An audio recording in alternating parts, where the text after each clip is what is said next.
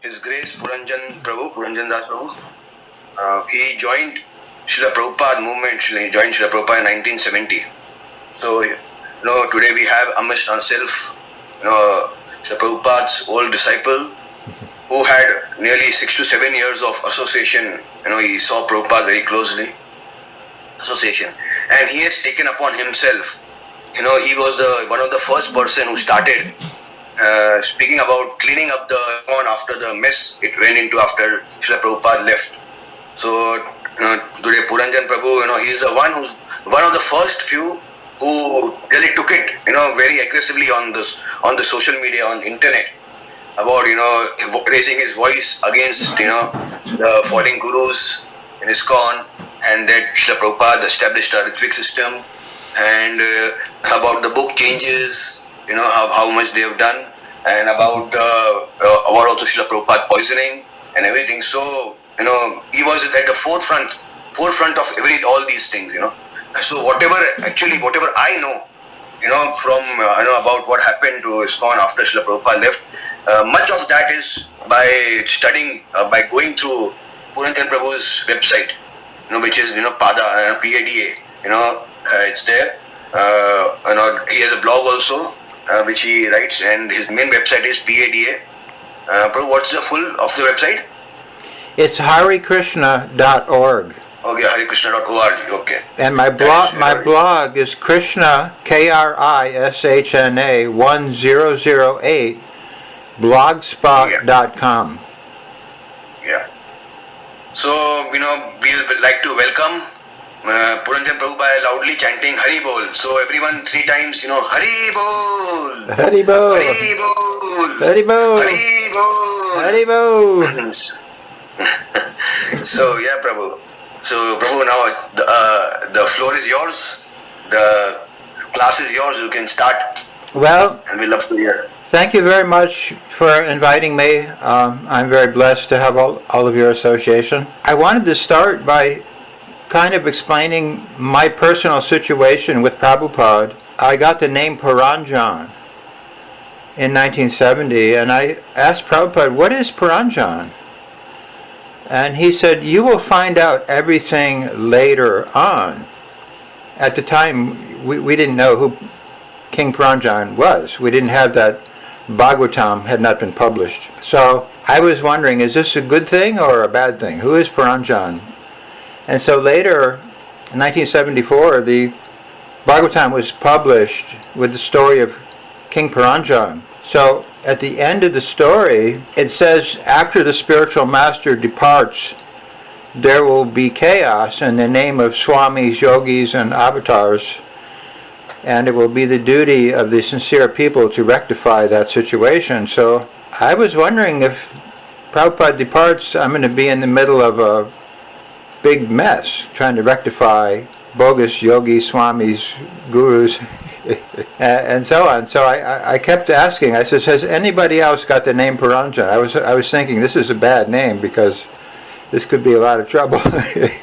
But no, nobody else got the name Puranjan. I said, oh no, this is not good. So after Prabhupada left, sure enough, right away, bogus swamis, yogis, avatars all over the place. So I felt it was my duty, since my name is Puranjan, to rectify the situation. So I just jumped in, I just jumped over the wall and jumped into the pit full of snakes, and I didn't care if I would die or not. I felt this is my dharma, this is my duty to rectify the situation. And if Krishna protects me, I'll survive, but probably I won't survive. I didn't think I would survive even. But so that was very odd. I think Prabhupada knew the future, that I would be involved in trying to correct the situation. That seems to be a possibility anyway. But anyway, when I first saw the devotees, I was in Los Angeles, driving down Sunset Boulevard. I had, at the time, a 1956 Chevrolet car, so you can imagine that was quite a while ago. But so I saw the devotees, and I went to the Los Angeles temple, and I didn't realize it, but I was talking to the nutty guy in the temple, the crazy person that I shouldn't have talked to. And I said, I want to join this movement. I was right away attracted. And he said, oh, there's no space here. You can't join. Our temple is full. I said, but really? Well, where else can I go? He says, well, we have a temple in San Francisco. So I wasn't supposed to talk to this guy because I could have joined in LA, but as it turns out, I went to San Francisco to join there. And there was preparation going on when I got there for the Rath Yatra. And right away they had me helping build the Rath carts. But Prabhupada came there, and that was the first time I saw Prabhupada. And the temple was very, very crowded, and so we had like a halfway gate in the front of the temple. So I was leaning over that halfway gate to just to look inside. I could barely hear Prabhupada. We didn't have microphones, or nothing was organized at the time. But anyway, so I went outside and just sat on the other side of the street, and I couldn't really hear the class. But Prabhupada walked out and he looked at me for quite a long time. And that was the first time I saw Prabhupada really and met him. And I just feel like I connected with Prabhupada at the time. It was very, very kind of a mystical experience. It's hard to put it into words. So I still go there to that place. It's now a laundromat. The temple is closed, but it's a laundromat, and it still has that double door. So it's like a pilgrimage place for me to go to there. So anyway, then I was in ISKCON for a couple of months, and Prabhupada sent a letter to all the temples. He wanted like 25 people to go to India. He said, I need to start in India a program. So I volunteered. I said, yeah, I'll go to India.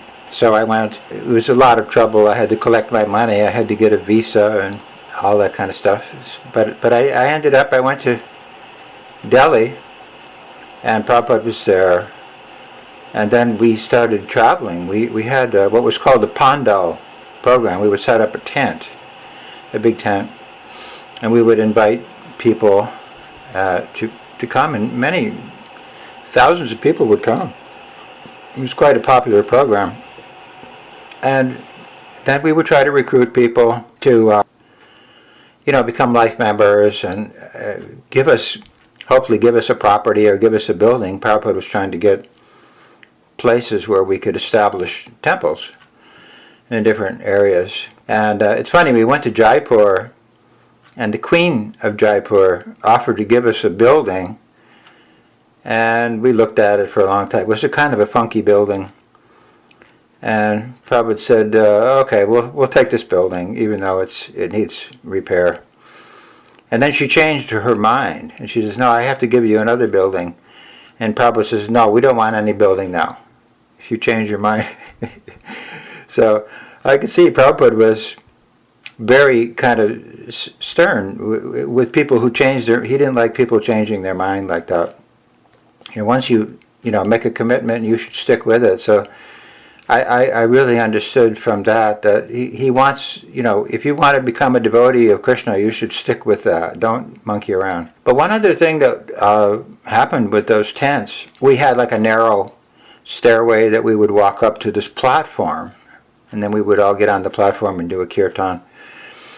Well, what would happen when we were walking up this little stairway, there was all these little old ladies, a lot of little old ladies would come to these Pondo programs, and they would touch our feet when we were walking up the stairs. And so Prabhupada had a big meeting with us, and he said, don't ever let people touch your feet, because you will be getting their karma. You will be acting like a Diksha guru. You will be accepting their karma, and you will get sick, or you will fall down, or both. And he said, you will have to suffer. So what we did was we made the steps much wider so it wouldn't be possible for them to touch our feet. But the point was, Prabhupada was making, do not let people touch your feet. Do not think you can absorb the sins of other people. So right away, in 1978, when all these gurus became acharyas that everybody was washing their feet, touching their feet. I says, no, no, no, we can't be doing this. They're going to be taking karma. And sure enough, that was one of the arguments they began to use when their gurus fell down. They said, well, our gurus are taking karma, so that's, of course they're falling down. They're taking karma. What's the problem? Well, the problem is they're not qualified to take karma. They're not authorized to take karma. So that was something that many of us knew about. We knew that they're not supposed to take karma. So I was surprised. Why is no one mentioning this? Now, another time, there was these two lady disciples of Prabhupada who, I don't know if they didn't hear the instruction or didn't understand it, or if they were just too embarrassed to say anything, but they were coming to this Pondo program, just walking down the middle of the tent, coming up towards the stage, and little old ladies were touching their feet as they were coming. This is after Prabhupada had told us, don't let people touch your feet. And some ladies were touching these ladies, his disciples, touching their feet. And Prabhupada stopped the whole program. He just stopped, he put his hands up in the air. And he says, do not let people touch your feet. So he just stopped everything. He wanted to make it very clear. We neophytes cannot take sins, and if we do, we will suffer. And so they are suffering. I mean, if you notice, he was right. He says you will get sick, you'll fall down, or both, or you'll die. So there's been an epidemic of falling down, getting sick, and dying amongst these so-called gurus. And I believe that's one of the reasons why. Now, later on, Satrup had all these headaches and everything. He was one of the gurus. And he went to a psychic, famous psychic in Washington State. And I met his secretary later on, so the secretary told me the whole story. So Satrup went in to see the psychic, but he didn't want the psychic to know he was a Hare Krishna. So he just wanted, unbiased advice. And so he walked into the room of the psychic, and the psychic just put her hand up and said, you have a huge black ball around you. You have very dark energy. So in other words, she could see the sins that he was accumulating from his disciples. She could see that on the psychic level. She was actually at least somewhat bona fide psychic. So she said, you, sir, have to get a Yellow Pages phone book and just look up churches. You have to start going to church. She told Satrup. So I don't think these people understand, that they are taking karma like this, and what is the result. Now, another incident was Jai Tirtha was the guru of England. He, by the way, was the guru who kicked me out of ISKCON. But I met him, but just by accident, later on in San Francisco. He was in the building of Atreya Rishi, who was a GBC at the time. So I was going up the stairway, and in San Francisco, all the buildings have these really narrow stairways. When you pass someone, you're very close to them. So I passed by Jai Tirtha, and I just felt my life air being sucked out of my body. I just was out of breath, and I just felt like I was going to faint. And I realized, Jai Tirtha is the same thing. He's surrounded with this big ball of sins, and I felt those sins, or that it impacted on me. So this is something a lot of people don't understand, that the Diksha Guru takes at least a part of the sins of the disciple. So this is a very important part of Diksha. Diksha means to get Divyam Jnanam, but also Ksha means he takes or absorbs a certain quantity of the sins. And Prabhupada said the pure devotee takes the sins, but the pure devotee has Brahmana tejas, so which is a fire, of spiritual fire, the Brahmana tejas. So therefore the sins don't really accumulate on the pure devotee. That's how the pure devotee is able to absorb sins. And also, another time, when we were in India, somebody asked Prabhupada, is Jesus still taking the sins of his followers now, and Prabhupada says, yes, he is taking the sins. Any sincere follower of Jesus will have his sins taken. So this was a very important point that was just totally missed. Even now, most devotees don't even think about this kind of thing. When I say, well, why is this guy getting his feet washed? What's going on? They don't even think that's wrong. They don't realize that this was something Prabhupada was very emphatic about. You can't do this. So anyway, that was something I learned. But anyway, so we were traveling around India, and I just learned a lot about how Prabhupada would manage things. And I also saw him, many, many times chastising his leaders. So therefore, it never made sense to me that these leaders could be gurus when Prabhupada was constantly having to correct them and admonish them, chastise them, and sometimes remove them from posts of authority and all kinds of things. So how could they be acharyas? It didn't make any sense. And I was, one of the first meetings I had with Tamal Krishna, Tamal was in India with me, and he was married to Madhuri at the time, and he kept asking Prabhupada every day, he would say, Prabhupada, I want to be a sannyasi. And Prabhupada says, no, give Madhuri a child, give her some child so she'll have a person to love, so when you are gone, she'll have a person to be with her, her child. And Tamal just kept refusing. I don't want to give her a child. I want to take sannyas now. And it was just like all the time kind of bothering Prabhupada. So I knew there's something wrong with these people. If I ask Prabhupada a question and he says no, I'm not going to ask the same question tomorrow. It's very disrespectful. So I could see that there was some motive. These people wanted to be recognized as big sannyasis or big shots of some type. So I was very, very lucky. I learned a lot from that right away. I said, wow, don't be a big shot. Do not be a big shot in this ISKCON. Just keep yourself on the low rung of the ladder.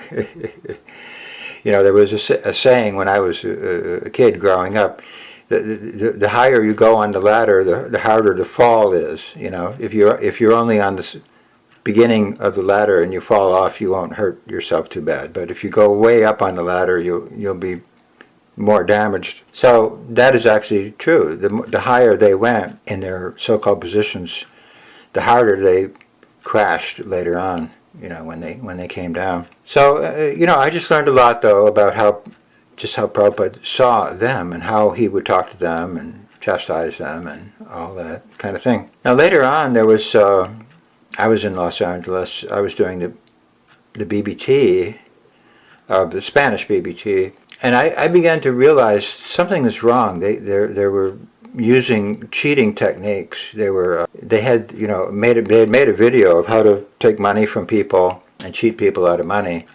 And one of the techniques was that the woman would give a guy a book at the airport, and then she would say, I'm going to get you some change, and then she would just go into the bathroom. She wasn't going to give this guy change, and then this guy would have to leave because he had to catch his airplane.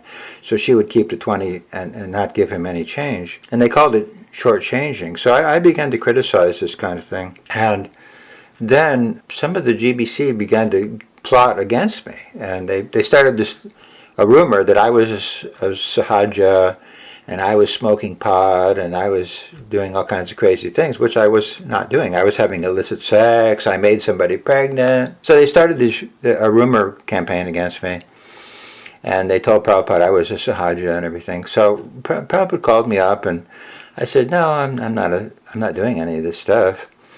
And after the meeting, Prabhupada had dictated a letter to me, and unfortunately, I never knew what the letter said because Pusta Krishna, who was a Swami at the time, he came up, he says, oh, Pranjan, that was really a nice letter you got from Prabhupada. Wait a minute, I'm in L.A., Prabhupada's in L.A., Pusta Krishna's in L.A., Tamal's in L.A., where's the letter? Oh, well, Tamal was supposed to give it to you. Oh, okay, and Tamal didn't give it to me. So this was in 1976. So then I said, oh, wait a minute, whoa. They're holding up Prabhupada's letters. They're manipulating Prabhupada's, activities. So that made me very suspicious of everything.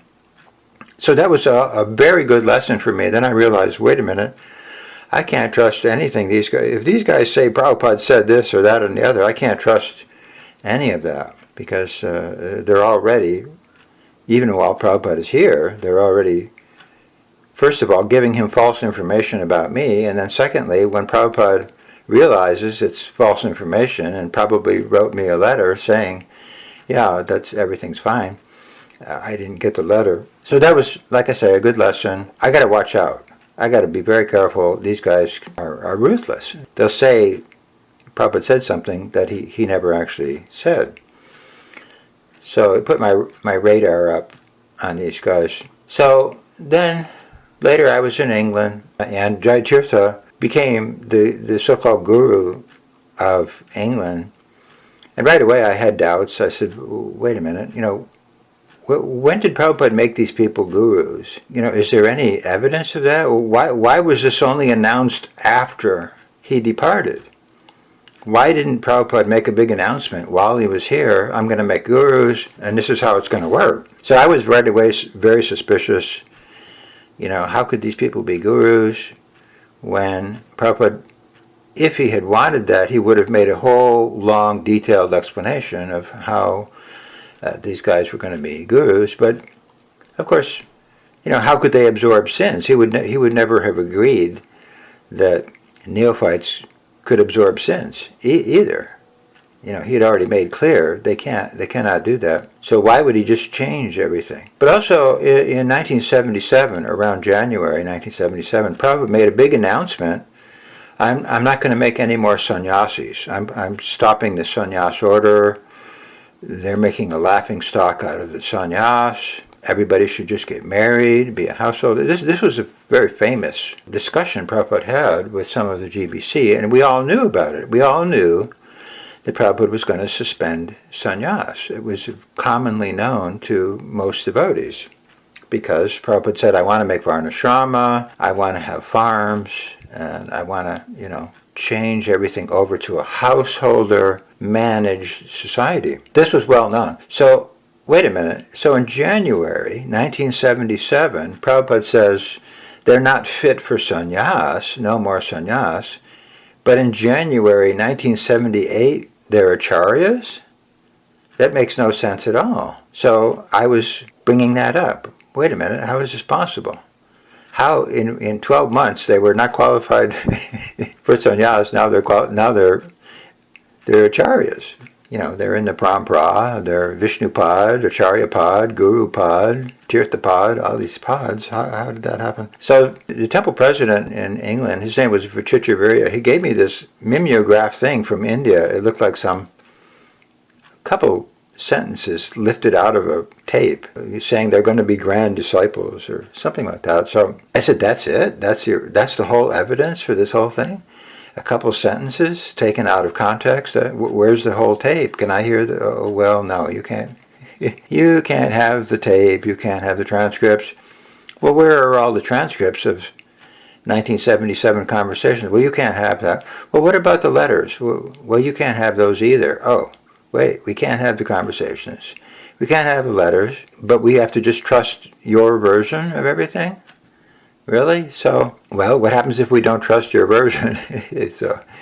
So I was doubting and asking questions. And so Jayatirtha kept calling me into his office, and he was really upset that I was challenging his authority. He was now Tirthapad, the Acharya, and he saw that I was always doubting. And so this kept going on. But meanwhile, Jayatirtha was doing a lot of crazy things. He was having these kirtans where he would be yelling and screaming, and he was singing way out of tune. He was going, Hare Krishna, Hare Krishna, like that. It was just like insane. And then he would jump off his chair into the crowd, like a rock and roll singer would jump off the stage. So he was doing all these crazy things, and there was all kinds of tapes being made of these crazy kirtans. So there was a lot of evidence. And then I was part of a meeting one time with some of the senior devotees, like Vichitravirya and others. They had a photo of Jayatirtha actually having sex with a follower. So what happened was this lady, who was a photographer, kept wanting to take a picture of her guru, who was in Samadhi, supposedly, in the bushes behind Bhaktivedanta Manor, and they wouldn't let her in, And one day they finally agreed to let her in, so she goes in and she's got her camera and she just takes a picture. There's Jayatirtha, and he's having an affair with a disciple. So there was photographic evidence that he was having sex with a follower. But also we knew he was taking drugs. I mean, it was obvious. He was yelling and screaming and acting like an insane fool. He was intoxicated. He was highly intoxicated. And then he started offering LSD to his Shalagram deity, and he was giving LSD and drugs to his inner circle of, the senior people, the senior Jayatirtha disciples were making like a little drug culture. And Jayatirtha says, we need to introduce LSD. He had formerly been with Timothy Leary. He was part of the Timothy Leary group, so he wanted to bring LSD into ISKCON. He says, this is going to be the new thing. So anyway, the GBC by this time was pulling their hair out. Vichitravirya flew to Los Angeles, and he had a meeting with Rameshwara. So Rameshwara and Bhagavan and Jayapataka and Jayatirtha, they all were sitting on these big seats, and they called all the devotees in. And we were at Bhaktivedanta Manor. I was at the meeting, and they were sitting on these giant seats. I mean, it looked really kind of crazy.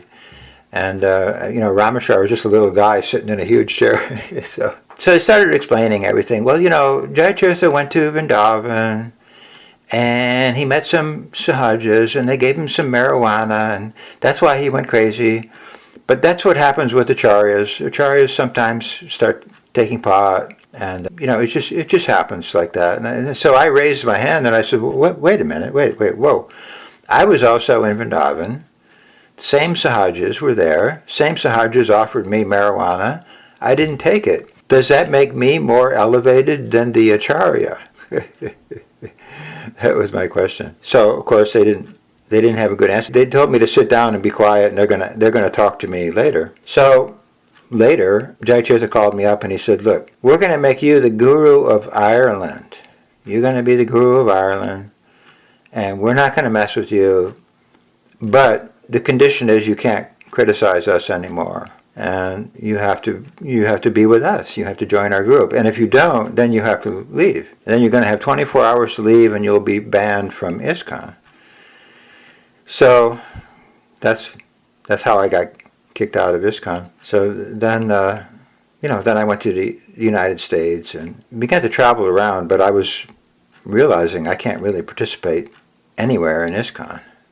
So there was by that time already, there was a lot of devotees who had been kicked out. So we had kind of a refugee camp of exiled devotees. I mean, they were just kicking people out everywhere, really. Hansaduta.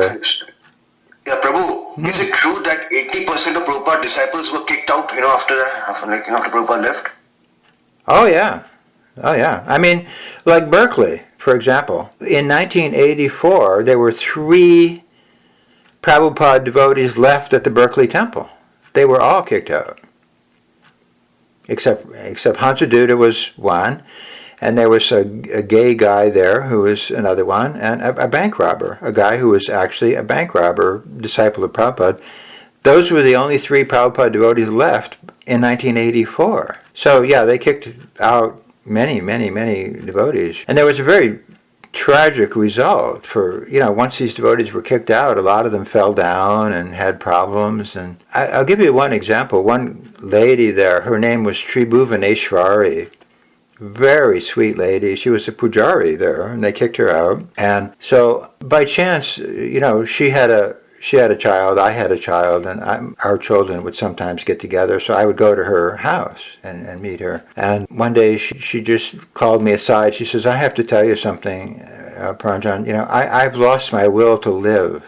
I don't want to live anymore because I can't serve my deities. She was so distressed that she couldn't serve the Berkeley deities anymore. And then 1 year after that, this was like 1987, I was in the hospital with her as she was dying. She had terminal cancer, and she only had a couple days left when I came there. And it's very strange because I just sat down and had a kirtan for her. She was very drugged up. They were giving her morphine and all that. So when I was leaving, I put my hand on her forehead to say goodbye because I knew this was it. I would not see her again. And all of a sudden she opened her eyes and she says, "Oh, Pranjan." And we just both, we knew she was just leaving. She was unable to be separated from Krishna. So she died. So people died from this whole thing. Many people died. And right now in ISKCON, there is a cancer epidemic. I mean, I post this on my blog all the time. Devotees are getting cancer left, right, and center all over the place.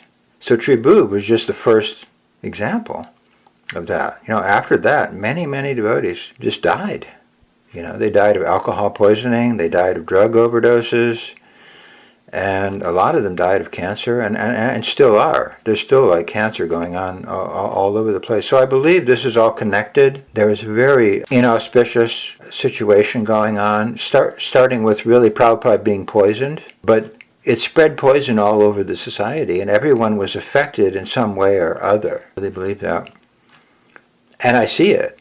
But I have a lady friend, she is a nurse, and she's just a regular nurse, But I told her about all these devotees getting cancer, and she says, well, it's an epidemic. She works with cancer patients in the hospital, and she works with terminal people, And she says, mainly the karmis get cancer when they're like in their late 60s, early 70s, or even their 80s, or even beyond 80s. Your people are getting cancer in their 60s, or even not even 60s. So something's wrong. And so she believes that some really inauspicious thing is affecting ISKCON and affecting ISKCON's devotees. I think that's true. I think that's definitely true. So I don't even post all the cancer stories because otherwise that would be just all my stories.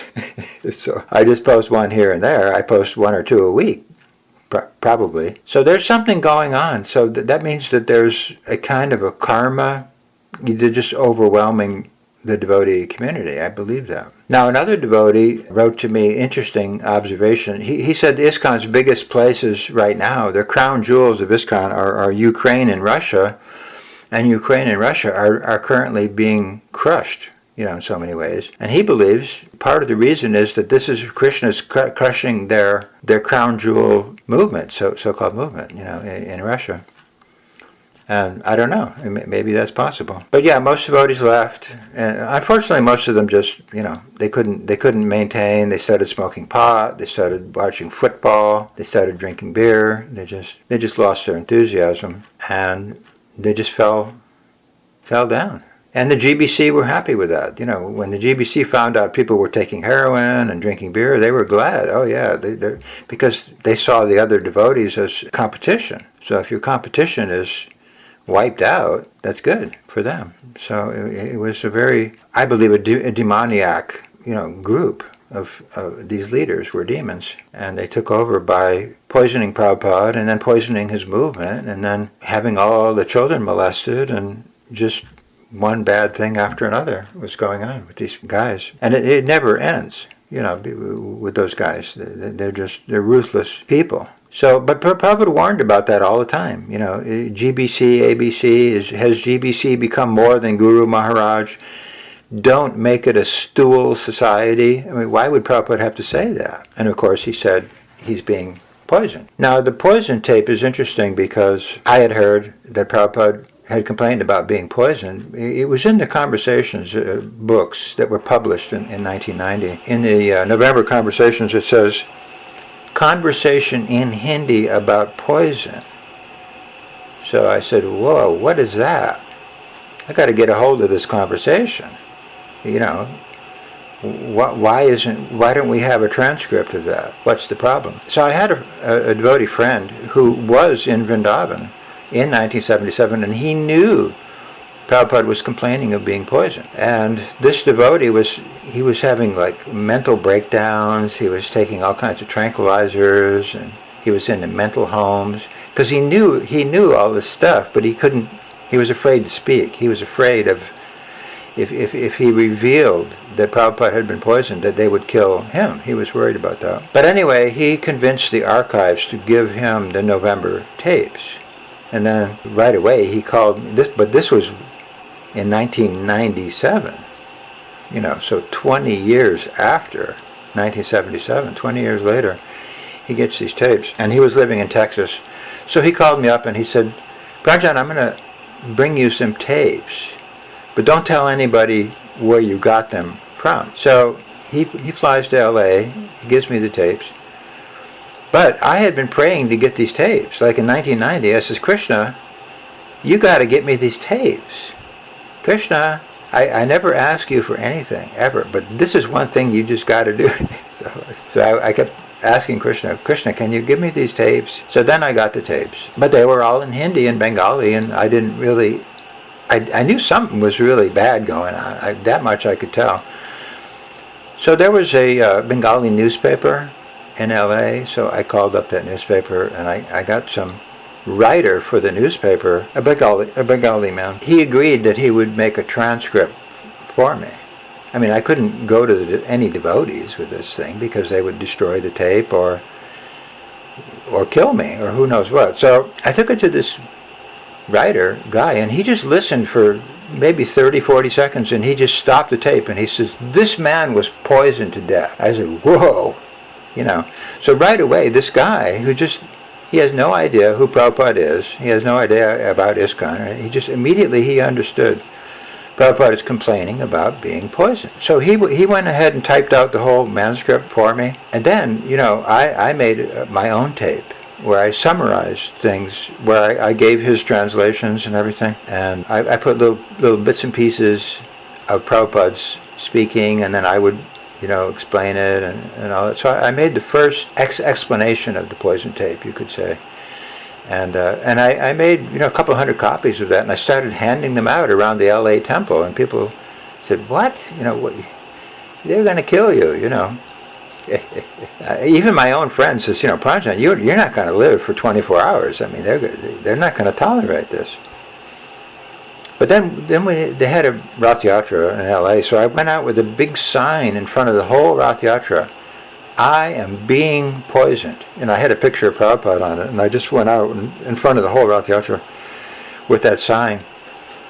So then the cat was out of the bag. I mean, everybody saw that. It was on television. I mean, people were taking pictures of me, everything. So I decided to just go full on big time public. So if I would be, let's say, disappeared, then people would know why I had disappeared. But I mean, it was no mystery that the LA devotees really just hated my guts. Even the police, the Los Angeles police, I would ride my bike around there, and the police would pull over me on my bike, and they'd say, "You idiot! Don't you know these people want to kill you?" Even the police knew these guys want to kill you. So, in other words, bringing all this out didn't make me very well loved by the ISKCON community. So in 1997, that was really like a big year for me, because simultaneously I brought out the poison issue. Simultaneously, I helped put together the BBTI lawsuit, where we sued the BBT for changing the books. So that started, and we won that lawsuit. Simultaneously, I was going around LA recruiting Guru Coolies for the child molesting lawsuit, which was a $400 million lawsuit. So, needless to say, in 1997, I wasn't very popular at all, because I was going on all three big issues. The book changes issue was big, the poison issue was big, the child molesting issue was big, and I won all of those issues. We won the child molesting lawsuit, we won the BBT lawsuit, and the poison issue is still going on and it's still being investigated, and more people are agreeing and accepting that conclusion. Now, originally, when we got a hair sample, Nityananda had this hair sample tested for arsenic, and there was arsenic in that hair, but at the time they didn't have the technology to test that hair for cadmium. But later on, Nityananda had the hair retested, and he found cadmium in the hair. So it's cadmium and arsenic together. Cadmium is not found naturally in anything. The GBC kept saying, well, there's arsenic in the well water. No, no, no. There's not that level of arsenic, number one. Number two, there's no cadmium. So there's some devotees who are working on that. They're still going to India. They're still trying to get the India CBI involved. But India is very, very corrupt and difficult to get anything done. But meanwhile, many devotees are looking at the evidence. What did Prabhupada say? He said, I am being poisoned. We didn't even know at the time, but there were people whispering about poison on this tape. Prabhu, yeah. One time you told me that one person close to Narendra Modi, he got involved, in this, and then suddenly he also left, something like that, You told me that. Yeah, I was good friends with a relative, a cousin of Narendra Modi, and he told me he was gonna, get this whole thing investigated, and he told me he went to the CBI, and the CBI had all kinds of information about ISKCON, including they had a tape of the GBC discussing how they were gonna have to kill Indra. Indra was killed. So he knew a lot of stuff, but he told me in the end that, the problem is that ISKCON is too powerful there, and Narendra Modi doesn't want to monkey with them. He thinks it would be more trouble to take them out than good. Narendra Modi is just weighing up the situation. If we get rid of ISKCON, then what? So he doesn't want to move forward with it. It's a lot of it is about money and politics and different things like that. So that's how India is. India is there's all kinds of things going on in India that people know about, and they just, for different reasons, they can't move on it. So it's very sad. But then this guy, this nephew of Narendra Modi, he just told me, we can't get involved because it's just too dangerous for us. These people are just too dangerous. We're not going to pursue this anymore. So that's how they got away with it. So in that sense, Narendra Modi knows that Prabhupada was some issue like that. He knows that, right? Oh yeah, he knows that. Absolutely, yeah. This guy played the tapes to Narendra Modi and explained the whole thing to him. So he does know that. But India is corrupt. India's politics. India's money, and all kinds of. There's all kinds of bogus sadhus all over India. And people know they're having illicit sex or so many things, but nothing ever gets done because of political things, and that's just how India is. India is just a really tough place to get justice. Even Bangalore Temple, the GBC sued Bangalore. They spent $20 million suing Bangalore, and why doesn't Bangalore just go into court and say, hey, you know what? They have homosexual pedophile acharyas. What's the problem? We can't have that. But they don't want to do that. They don't want to come in and use the heavy guns, on the situation because of politics and all kinds of different things. They're afraid, the Bangalore devotees are afraid that the whole ISKCON will just be shut down, and including them. They told me that. So it's very difficult because India is so corrupt. People won't understand there's a difference between Bangalore ISKCON and the regular ISKCON or something like that. So. But it's stalled now. It's not going to go forward. The Bangalore case is lost. Jayapataka asked for another $1 million. This all started in 1997 also. I met with Madhu Pandit in LA in 1997. And I said, hey, Prabhupada was poisoned. And he says, yeah, we know that, but we can't use that in India. They'll take all the temples, including our temple. We can't use that information. And Adri Dharan was, at that time, working with Madhu Pandit. And Adri was in the room. He was in the room when Prabhupada said, I'm being poisoned. I says, Adri, look, you were there. Prabhupada said he's being poisoned. He says, yeah, I was there. And Prabhupada did say he's being poisoned. And we were all very shocked and alarmed. I said, well, why didn't you do something? Why didn't you say something? Why didn't you say, hey, we're going to have his food analyzed? Why didn't you take his food right away to some lab and find out what's going on? Take his medicine, take his food, have it checked by a professional lab. Oh, well, we didn't think it was that bad. It's like, what? I says, look, Audrey, you got to go to India and you got to go forward with this poison issue, and the molesting issue, and the criminal issue, and you got to just go to India, and that's how you're going to win your lawsuit. They didn't want to do any of that. Even oddly, Audrey wanted me to take a vacation. That was really even more strange. He says, look, I'm talking to Jayapataka right now. Audrey told me that. And me and Jayapataka have made a deal. You are going to go to the Caribbean. you, Pranjan, are going to go to the Caribbean and take a vacation. You're going to stop while you're writing, and we're going to make a deal. We're going to make a deal with Jayapataka. I said, you're crazy. You can't make a deal with these people. You've got to use a hammer on these people, or they will use a hammer on you. And sure enough, Audrey got charged later on with fraud, and he had to go into hiding. He had to go into hiding because he didn't want to use a hammer. And so they used the hammer on him. So that's the problem we're having right now. It's just very corrupt. So does anybody have any questions at this point? Yeah. Anyone have any questions? Till this point, you can post your question. You can ask any doubt if you have. You can post your question in the question session.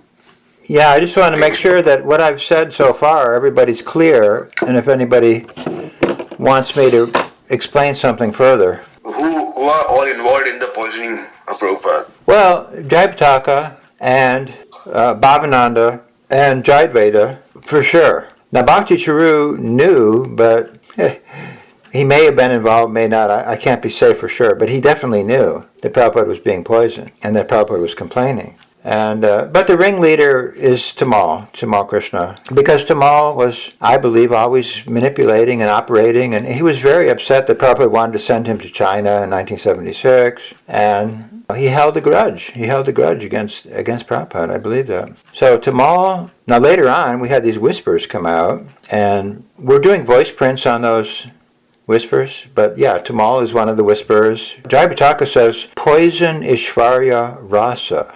The poison's going down, and then someone says, poison Ishvarya Rasa, and that's Jayapataka. So now Jayadvaita was there, and on the tape, somebody says, Jay, God damn it, Jay, you're going to get your 10%. Well, Jay is Jay Israel. Jay Israel is Jayadvaita. So I believe that was the core group. Tamal, Bhavananda, Jayapataka, Jayadvaita. Those are the core guys involved with the poisoning. And they're all getting their karma eventually. You can't just do that kind of thing. You can't poison a pure devotee. And they're just atheistic demon people. They don't think there's any repercussion for this. They have no idea what the repercussion is. But yeah, Jayapataka looks terrible. I mean, he's definitely getting karma from this. Tamal Krishna met with a bad accident. Well, I got blamed for that too. Because what happened was, in 1997, we started the child molesting lawsuit. Well, Tamal didn't go to India for like 8 years. He avoided going to India because he was worried that something bad would happen if he goes to India. Well, after the child molesting lawsuit was filed, the GBC insisted, you have to come to India. We have to discuss how we're going to deal with this child molesting. So they blame me for the child molesting lawsuit. So Tamal goes to India to discuss the child molesting lawsuit, and then after the meeting, he gets killed. So the followers of Tamal started writing me horrible letters. Oh, it's because of you our guru was killed because you had him go to India. Wait a minute, I get blamed for everything. Come on, how's that? I planned this thing. It's ridiculous. But anyway, yeah, Tamal died in a car crash. And some people think, the GBC wanted to get rid of him because Tamal, they kind of blamed Tamal for the whole lawsuit because it was in Dallas. And they kind of tried to make him a scapegoat for the whole thing. So there's some rumor that a truck driver was paid to drive a truck in front of Tamal's taxi to kill him. I don't know, but possible. So, even Bhakti Charu, I think, because of COVID in coma, he just passed away in the coma. So he didn't get even time to chant, I think, Well, Bhakti Charu, what happened was Jayapataka asked for $1 million for the lawsuit, to sue Bangalore, and they were running out of money. So Bhakti Charu was sent to the United States to collect money, and part of the money was for this lawsuit. And then, he died. So, this is part of the karma, I believe, of trying to, make money for this lawsuit. I mean, they spent $20 million just on the Bangalore lawsuit. And altogether, they've spent about $100 million on lawsuits. The child molesting lawsuit, the Bangalore lawsuit, the BBT lawsuit. The ISKCON Inc. lawsuit. ISKCON Inc. lawsuit. Yeah, so some followers of Jayapataka wrote to me and they said, how come you're making ISKCON lose $100 million? It's because of you. It's all because of you. They're blaming me that all this, question. But no, these lawsuits are the results of your not listening to me. If you had listened to me, you wouldn't have had to spend any of this money. I told you you can't have child molesting going on. I told you not to change the books. But you don't want to listen to me, fine. Then it'll cost you $100 million.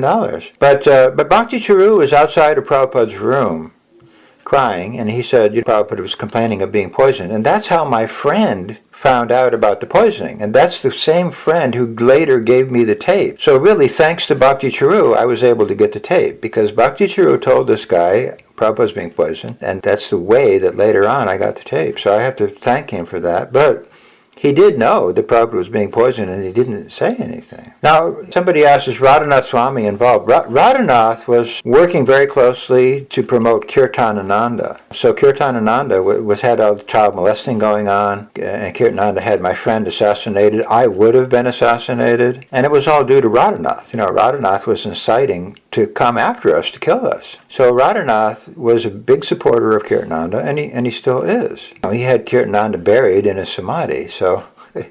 But Kirtananda was a child molester. He was having sex with boys and all kinds of things. So Radhanath knew that, and everybody in New Vrindavan knew that. Everybody could see Kirtananda is sitting on a big chair covered with the hands of 50 little boys. Something's wrong here. And Radhanath saw that all the time. So, Radhanath's part of the whole thing. Now, Jayapataka was one of the people who kicked me out of ISKCON. He was in England at the time, and he was really heavy-duty with me. I thought he was going to punch me a couple times. He was very ferocious against me in 1978. As soon as I said Jayatirtha is not an acharya, Jayapataka was on fire.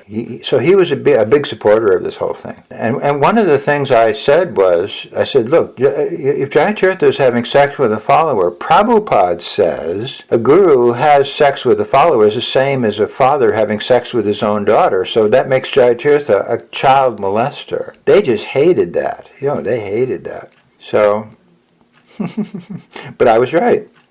Jayatirtha is having sex with a follower, that is child molesting. He's a superior. He's like a father for that disciple. So right away I was saying they're child molesters. In 1978, 79, I was already saying that. So now somebody asked, why is cancer spreading? Well, because it's karma.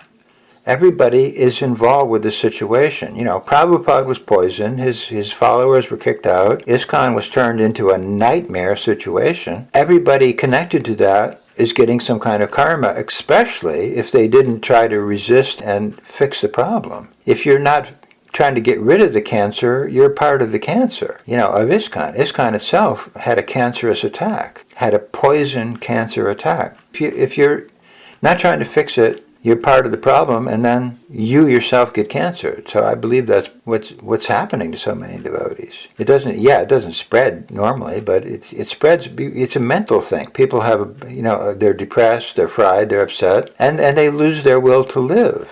And then you have all these reactions. Was I alone bringing this to light? Well, pretty much. I didn't really have support. My main support has been the police and the FBI and the media and the television people and people like that. Yeah, that's my backup. When I went to Berkeley in 1980, right away I made friends with the police. The police said, you're in danger. This is a criminal organization. So now somebody asked Gopal Krishna.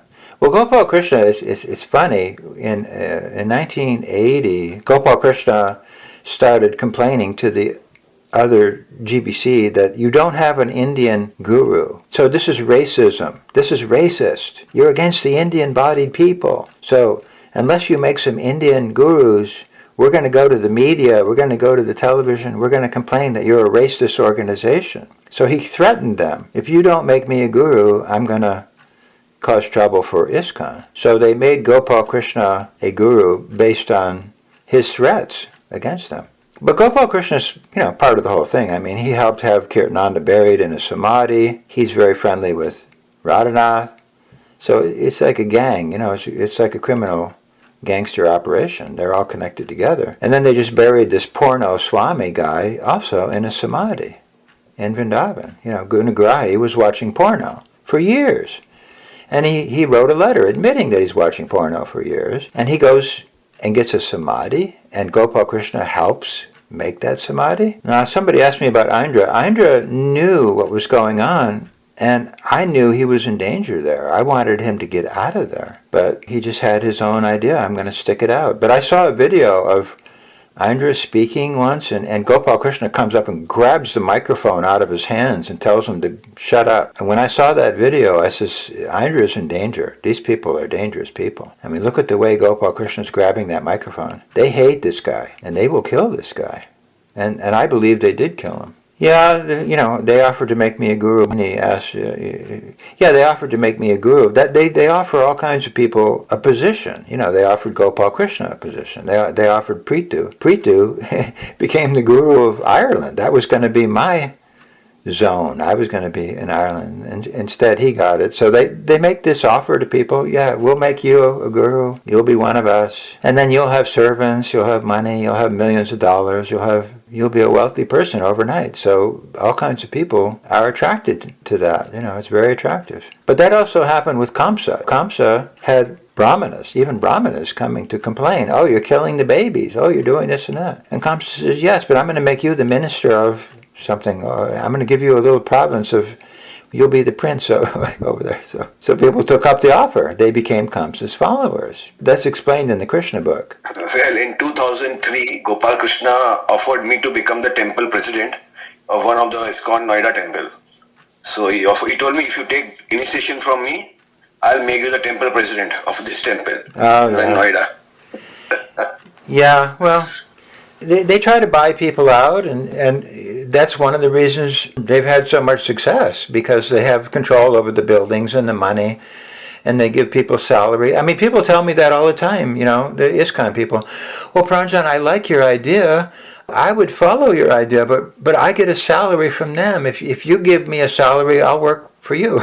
So okay, it's all about salary. I mean, all those big people, they are having a hefty salary. They get 10% cut on all donations they take.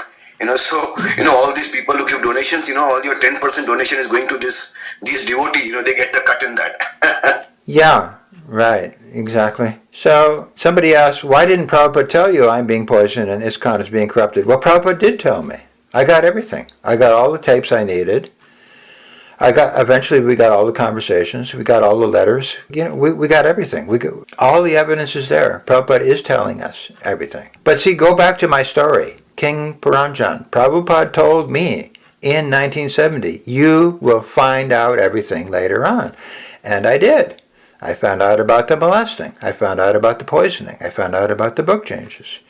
Prabhupada was right. You will find out everything later, and I did. Why didn't Prabhupada tell the police? Well, why do pure devotees do all kinds of things? I mean, Jesus was in the garden of Gethsemane, and he was, at the time, able to just walk down from the garden into the desert and be gone. He could have just left. He knew they're going to kill me. He knew that. But he didn't walk out. Even now, you can go to the garden of Gethsemane in Jerusalem, and you can walk down into the desert and be gone. So Jesus could have, but, Jesus just went back and was killed. And because pure devotees don't always run away from these situations. We can't always understand how these pastimes take place. And there's so many tragedies in the Mahabharata. Why didn't the Pandavas do this? Why didn't the Pandavas do that? Why did the Pandavas gamble? Why?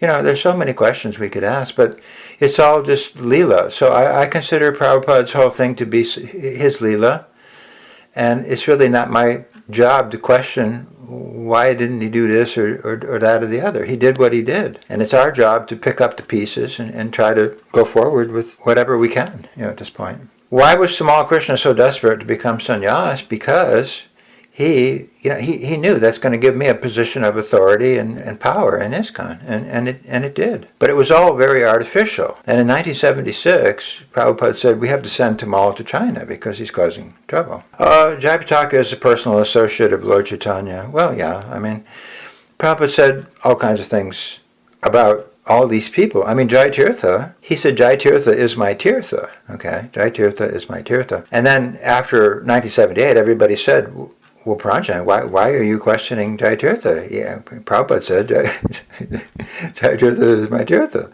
You can't. And then Rameshwar, same thing. Prabhupada had said, the only intelligent disciple I have is Rameshwar. So Rameshwar people said, well, why are you challenging Rameshwar? He's the only intelligent, So, Prabhupada said different things about these people at different times to encourage them.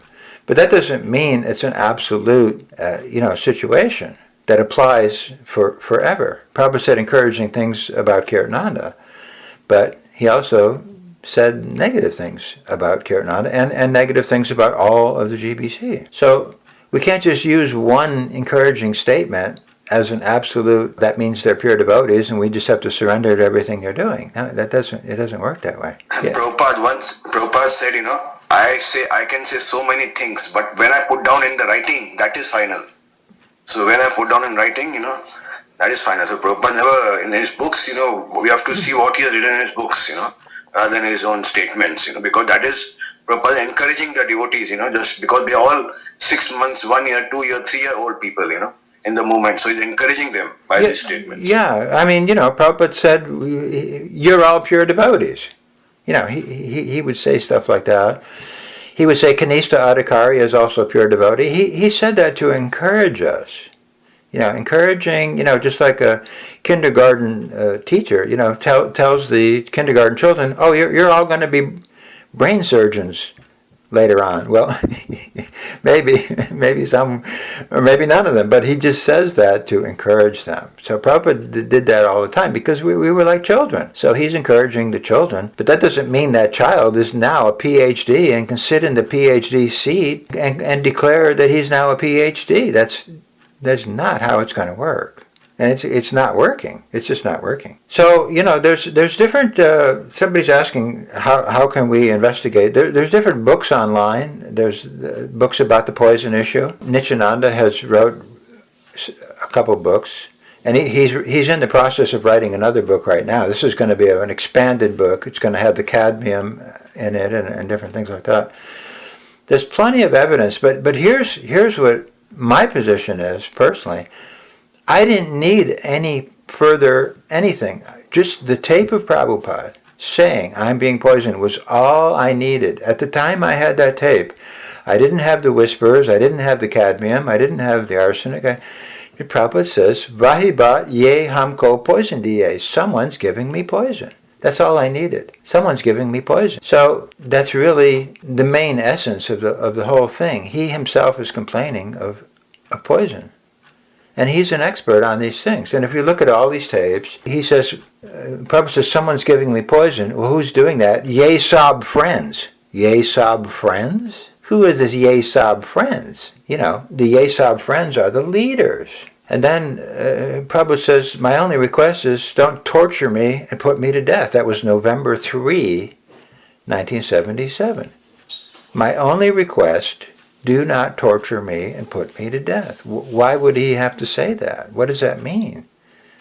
That means he is being tortured and put to death. That's what it means. Then he says, get me out of this room because Ravana will kill me in this room. Who's the Ravana? So Prabhupada said, I have the symptoms of a person who's being poisoned, but he could hear them whispering about poison. He was complaining about their whispering. He says, what is this fish whispering? He knew, But so when he says Yesab friends are talking about poisoning me, that means he heard them talking about poisoning him, and they were. These whispers were enhanced, and they were discussing poison. Why do people do these things? What's wrong with them? Well, why do people do anything? People are very cruel, even in Krishna's time. Why were so many demons killing the babies? Why were so many demons trying to kill Krishna? Why were the demons attacking the Pandavas? Why does anything happen in the material world? Because people are demoniac. That's the answer. So these GBC guys were demons. I think they infiltrated the movement and they were motivated, and Prabhupada said that. He says there's a big problem of I have motivated leaders. They're very motivated. Kali Chelas. Prabhupada said Kali Chelas have taken, right? What is that? Prabhupada said Kali Chelas have infiltrated our movement. Kali Chelas, yes. Right. Yeah. So don't go to the Gaudiya Math.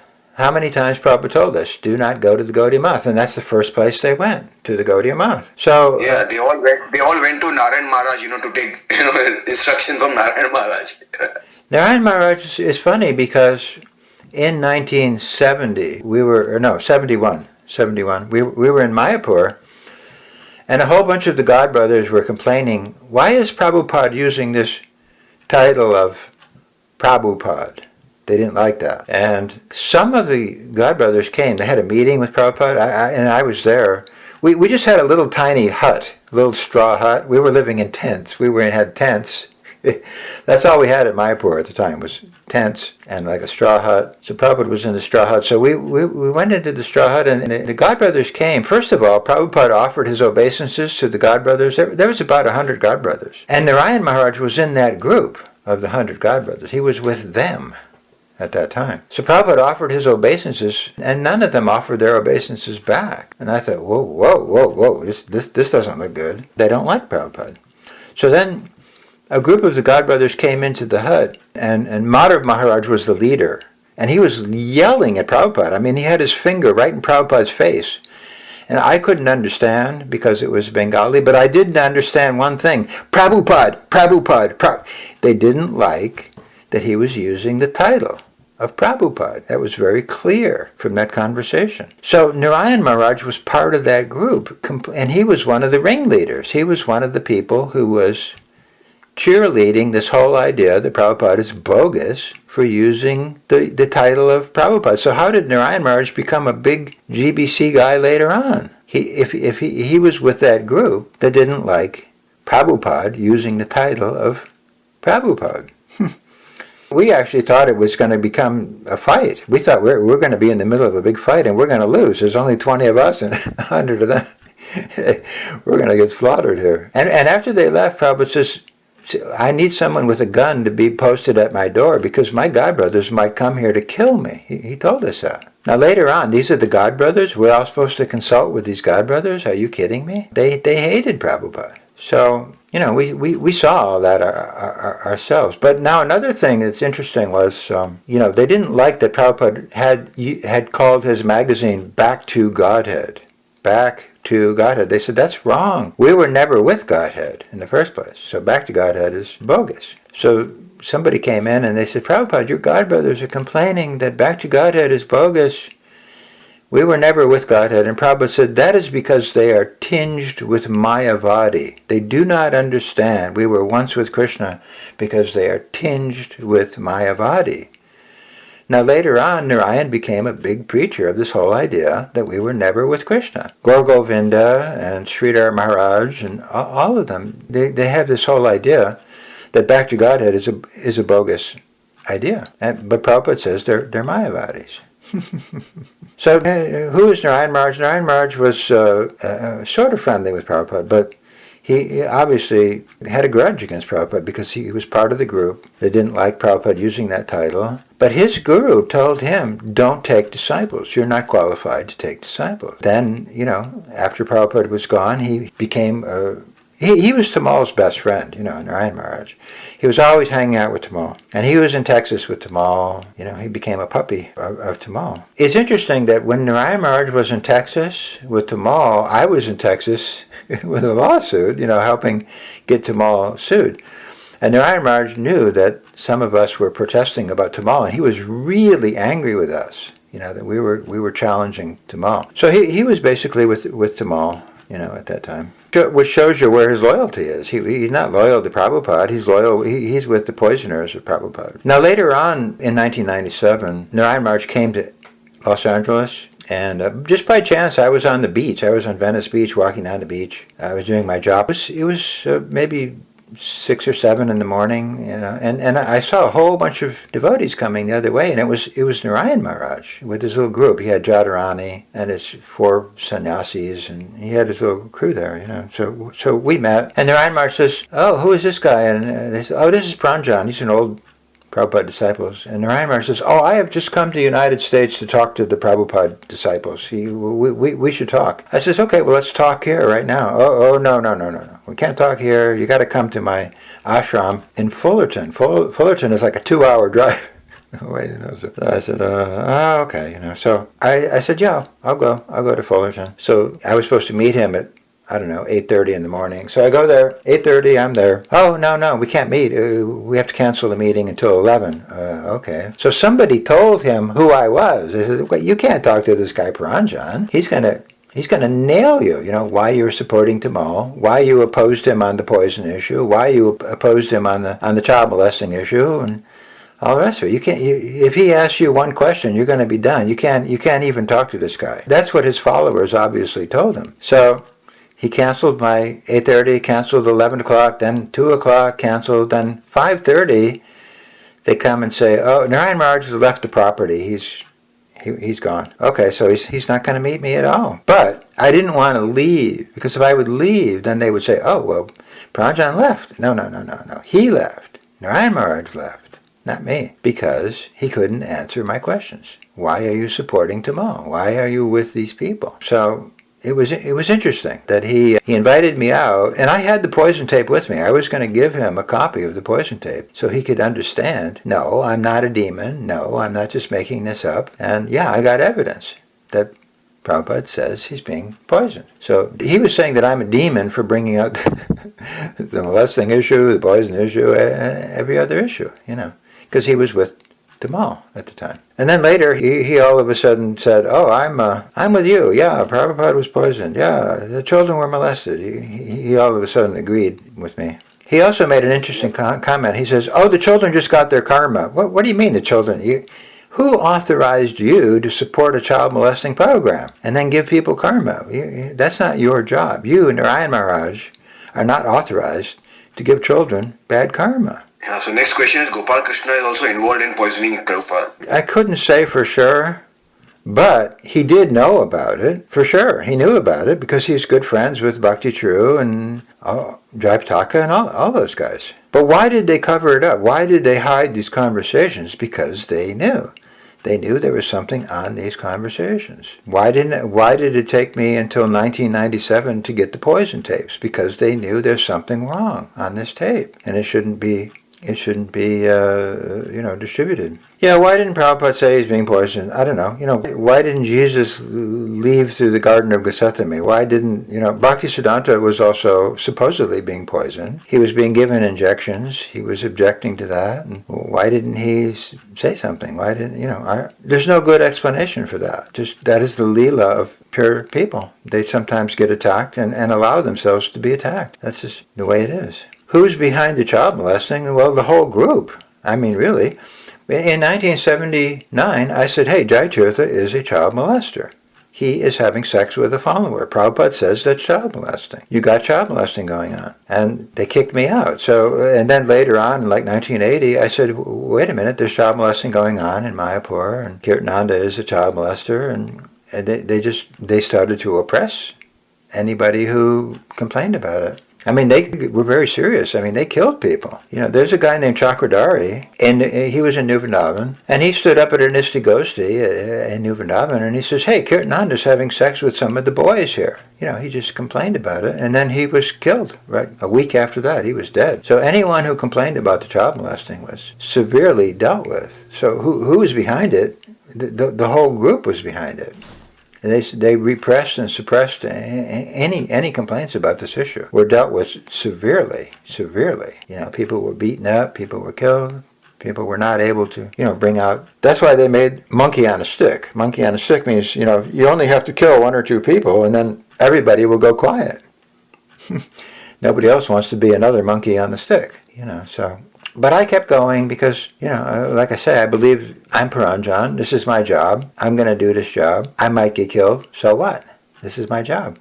This is the way it is. And I believe pure devotees feel the same way. This is my job. I'm going to preach. If I get poisoned, so what? If I get crucified, so what? That's just, that it is what it is. We just have to accept however Krishna arranges things. Yeah, Bhaktisiddhanta left early. Yeah, Prabhupada did say that. He says, my Guru Maharaj would have lived for many more years, but he left because he was disgusted. He was disgusted with these motivated followers who just were waiting for him to die to take over his seat. And Prabhupada said that. He said, everybody's praying for me to live except for Hansaduta. He's praying for me to die so he can take my seat. Prabhupada did say things like that. And he was He was right. What is the spiritual fire? Prabhupada says the spiritual fire of a pure devotee is called Brahmana Tejas. And only a pure devotee can accept sins. That's why we tell people you have to accept Prabhupada as your guru, or you're not going anywhere. You can't liberate yourself from your own sins. That's not possible. Your sins can only be liberated by the mercy of a pure devotee. So unless you're connected to a pure devotee, you can't get rid of your sins. And Prabhupada said Jesus is taking sins now. That means the pure devotee can go on taking sins for thousands of years. So that's the process. That is the process. You have to worship a pure devotee. There's no shortcut, there's no alternate, there's nothing, Oh, wait a second, Bhakti Vikas Swami. Yeah, Bhakti Vikas Swami. Yeah, he told Jayapataka, you can take sins, go ahead and take sins. And look at the state of, and Jayapataka is the sannyas guru of Bhakti Vikas. Yeah, Bhakti Vikas, when I said Jayatirtha's got to go, he said, no, Jayatirtha's got to stay. And then later, Jayatirtha gets his head chopped off. So Bhakti Vikas has contributed hugely to this mess. He has supported this whole mess all along, and he still does. So I'm making statements about Bhakti Vikas Swami now. But anyway, the point is, a pure devotee can take the sins. Bhakti Vikas thinks a neophyte can take sins. That's impossible. Okay, is this a business? And yeah, it's a business. It is now just a mundane business. It is just a showing the deity business, like the Gaudiya Math. Prabhupada said Gaudiya Math became a showing the deity business. And they kicked out all the Prabhupada devotees, and now they have Hindus in there who, come and give them donations. That's it. And those Hindus don't know much about the philosophy. They're not being trained. I mean, Bhakti Vikas is a good example. His followers write me something, and they write insane questions. They have no idea what's going on. They have no idea about the child molesting. They have no idea about the changed books. They have no idea about the poison issue. They have no idea that Bhakti Vikas Swami is a huge supporter of this whole mess. They have no idea about anything because they're not being trained. Whom should we trust? Well, first of all, we have to just trust Prabhupada and just hear from Prabhupada, read Prabhupada, and take him as our ultimate guidance on all issues. And then if someone is following Prabhupada or representing Prabhupada properly, we can work with them, but with caution, because everybody in the material world is subject to defects, including me. I mean, I'm a neophyte devotee, so should people have absolute trust in me? No, absolutely not. Kanishta Adhikari has very limited, we can point the way. We can be Vartma Pradarshaka. We can point. Here's where you got to go. But we ourselves have a limited capacity as neophytes. All neophytes are very limited. So we should trust the pure devotee and then have some limited trust in the limited, servants of the pure devotee. Are the disciples of the fake bogus gurus also corrupt? Well, yes. I mean, Prabhupada once gave this story of there was a snake being eaten by ants. And Prabhupada says the snake formerly was the guru, and the ants were formerly disciples. And what happened was that the guru told the disciples that he's going to take all their sin. And so then the disciples start dying one after another, and they end up on Yamaraja's planet, because the guru did not take their sins. And so they're very angry that their guru cheated them. They were cheated. And now they're on Yamaraja's planet. So they begged Yamaraj. They says, we want to take revenge on our guru. Our guru has cheated us. How can we do that? So Yamaraj says, I'll make an arrangement. So he arranges that the disciples take birth as ants. And the guru took birth as a snake. And the snake goes over top of the anthill, and the ants all come out and bite the snake to death and eat the snake. So that's what happens when, the guru cannot take the sins of the follower. The follower can't be liberated. So the followers of the GBC gurus, unfortunately, they can't be fully liberated. They might make some progress, but they can't be fully purified because they have some contamination. They have the contaminated idea that a conditioned soul can be a Diksha guru. That's wrong. They've got misconceptions, and those misconceptions will keep them here. says if the guru is not bona fide, then everything is bogus. That's correct. Although, I have some faith that people, even in ISKCON people write to me. I mean, I have 5,000 people reading my blogs and sites every day. A lot of those people are in ISKCON. So there's a lot of people in ISKCON who are understanding the issues,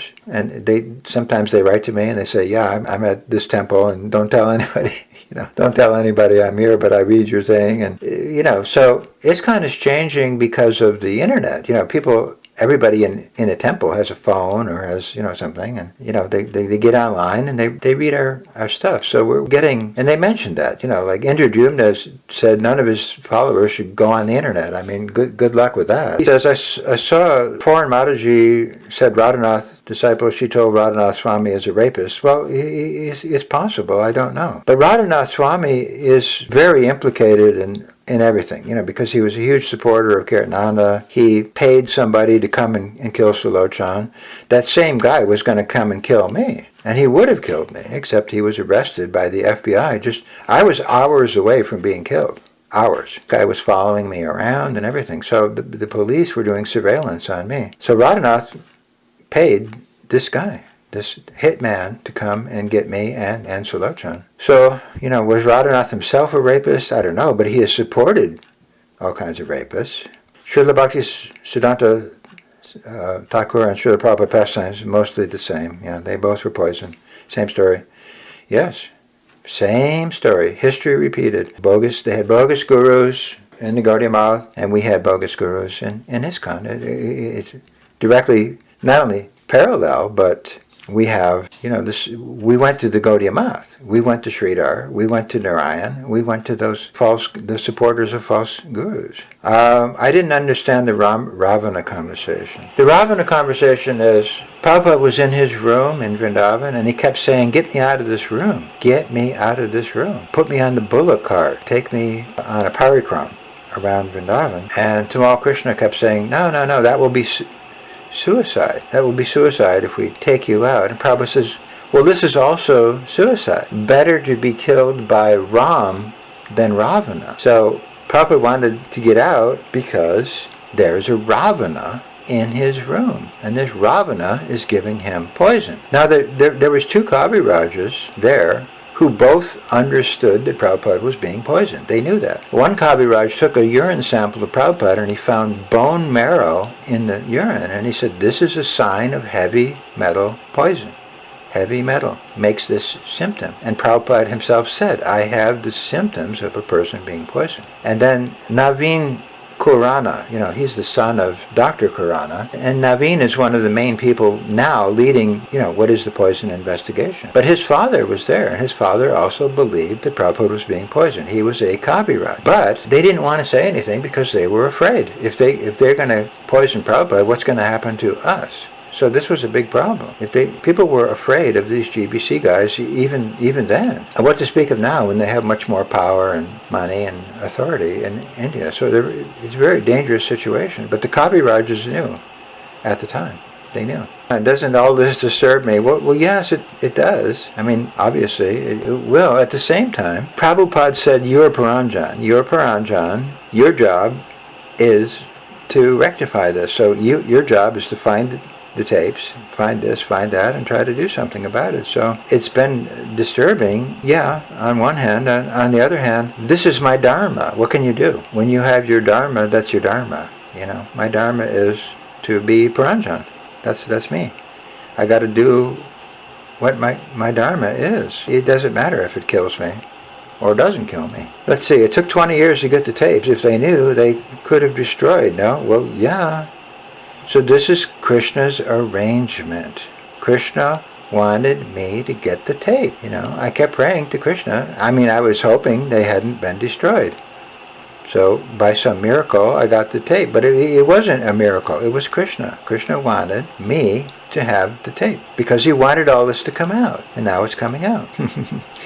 Yes, it's so disturbing only hearing it. What to speak of going through? Yeah, really. So that's true. Prabhu, how was all this mess cleared up? These bogus gurus out of ISKCON's system. Well, how was the Gaudiya Math cleared up? It was never cleared up. The Gaudiya Math just went on and on and on, and it's still going on. Some broken down situation. So I don't think that ISKCON can be fixed, necessarily. I mean, it's partially being fixed. I mean, at least Bangalore is worshiping Prabhupada. They're making Prabhupada people, and people from Bangalore program write me nice questions. So I think there's just going to have to be a whole separate effort to spread Krishna consciousness without these people. I don't think these people can be rectified, or I don't think they have any interest in being rectified. So we have to be independent, and we have to get other people to become independent. Prabhu, what do you think about the future of ISKCON? In India, still people are taking Diksha from these bogus gurus and getting cheated. They talk ill of Ritvik system. How much years will it take to clear up this mess? Well, it may never get cleared up. I mean, look at the Gaudiya Math, and look at so many bogus, the Ramakrishna mission, this mission, that mission. There's all kinds of bogus missions that go on and on and on, and that never get cleared up. So our job is just to be independent and do what we can. We might or might not fix ISKCON. It may be unfixable. Well, we are trying through ISKCON Inc. to, but it's taking time, the court case and everything, so yeah. Yeah, everything takes time, but our main thing is to just educate people. I don't worry about reforming the institution necessarily or making a counter institution. You just need a grassroots of educated people. And then an institution may or may not appear from there, but you need a group of educated people to do anything. So I'm just educating people, and some of those... Prabhupada, I think, said, the temples may go away. Yeah. Everything, but my books will always stay. My books will be there. Yeah. Did Radhanath molest a girl named Satya? No, that was Lokanath Swami did that. Lokanath molested a girl named Satya. She was 11 years old at the time. And Satya is a friend of mine. I know Satya. She was victimized by Lokanath, and they covered it up, and it just goes on and on and on. But there's a lot of people exposing that now, so it's all catching up with them now. That's for sure. Satya is a grown lady now, and she's just fed up with the whole thing. Really, unfortunately, she's a victim. A victim of this whole mess. But so are many others. There's 100 Gurukulis living around San Francisco that were in the Gurukula system. They never come to ISKCON. They have no interest in Krishna. Some of them eat meat. I mean, they're victims. Once they victimize people, it's very difficult for them to recover, if they ever recover. So Prabhu, now, can you throw some light on the July 9th Ritvik letter? Why it was, when did it come out, Well, the July 9th letter was not really circulated well. I mean, most people didn't even know about the July 9th letter. It wasn't publicized. It wasn't broadcast. And instead, they just came back from India and said we were appointed as gurus. The July 9th letter wasn't discussed. The May 28th tape wasn't available. We had no evidence. We had zero, really. We didn't have the will. We didn't have the conversations. We didn't have the letters. We had nothing. But I just knew that they weren't gurus and that they were only appointed as some officiating people. I just knew that already because Prabhupada had already said, you're not qualified to be gurus. You're not qualified to be sannyasis. So he would never say they're gurus. So I didn't buy the guru thing right from the beginning without any evidence, supporting evidence. So it took a long time. I mean, it wasn't until 1984 that Sulochan got the appointment tape, and he had to bribe somebody. He had to give this guy $500 from the archives to get the tape. So he bought the May tape to me in Berkeley. I was in Berkeley. We made a transcript. And the first thing it says on the tape, after you're no longer here, how will initiations be conducted? And Prabhupada says, I will make Ritviks. So that's right there on the tape. Right on the tape. It says, in the future, when you're not here, they will be Ritviks. It's right there and when the Ritviks deviate, they'll have to be replaced. So, they're not gurus. They have to be replaced. That's on the tape. So they hid the tape. They hid the will. I had somebody break into Hansaduta's safe to get the will. That's how I got the will. Otherwise, and I was the first person to photocopy and distribute copies of the will. No one had the will. So everything was being hidden. The will was hidden, the July 9th letter was hidden, the May tape was hidden, all the letters were hidden. Sulochan got a copy of a microfiche. Microfiche is an old-fashioned technology where everything's on these photographic plates, and you need a special machine to read the microfiche microfishes. We had to go out and buy a microfiche reader, which is a big, huge, heavy. This was the technology we had at the time. We had cassette tapes. We had microfiches. So Sulochana got a microfiche of the letters. We began to, transcribe and publish some of the letters. And Rameshwar called up Sulochana. Sulochana was staying in a little funky hotel, and Rameshwar says, you're going to be dead meat if you publish these letters. Rameshwar was threatening to kill Sulochana for publishing the letters. So we weren't allowed the letters, the conversations, the will, nothing. Everything was being suppressed because, they didn't want this information to come out. Never mind, the poison tape also. But it all came out. So Krishna wanted it to come out. Krishna wanted all this to be known eventually, and it was. How can we hear those tapes? Well, all this stuff is online. The whispers are online, the poison tapes are online, they're all on YouTube. If you type Prabhupada poisoning into YouTube, all kinds of things will come up, including, tapes that I've made myself about these issues.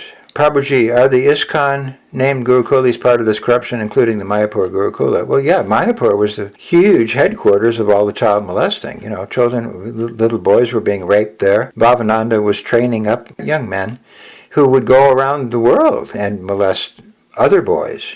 So it was like the training ground for the molesting. Mayapur was the training ground of other molesters. One boy came from Mayapur to Satsrup school in America, and he molested everybody in the school. And then he just left and went to another school. You know what I mean? All this stuff was just going on and on and on. No one was, he wasn't being challenged except for a couple of us, me, Sulochana, a few people. It was just out of control. And it still is. There's no real control over, Mayapur or any of this stuff. It goes on and on and on. So does anyone else have any other further questions?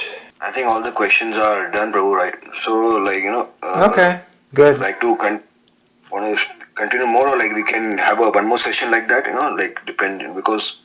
Yeah, right. It's too late now. Okay. So let's wind it up. But people can look at my blog, and on my blog I have my email address. You can write to me there and ask me questions. So we'll continue. We can have another session later on if you like. My blog, Krishna, KRISHNA 1008.blogspot.com. And my other site is Hare Krishna, HareKrsna.org. Those are my two main sites. And my email is angel, ANGEL, 108, B as in boy, at yahoo.com. Yeah, Prabhupada had to save us, And it's horrible what happened, but Prabhupada did say, like Jesus was killed, they may kill me also, and they did. Okay, so thank you everybody for listening, and I hope I helped some people figure out these things.